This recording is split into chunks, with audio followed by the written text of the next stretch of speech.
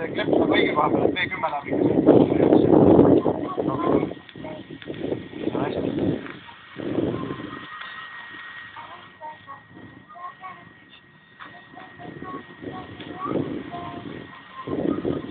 Erki Ott siis 2:39:73.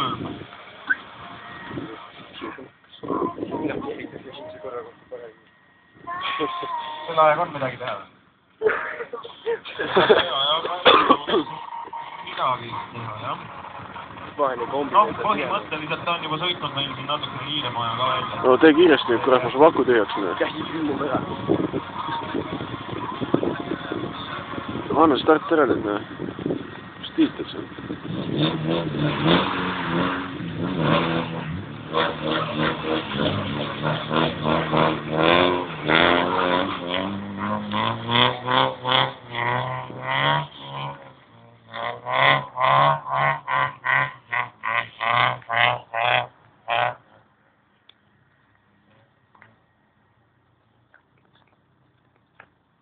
Talo oli see?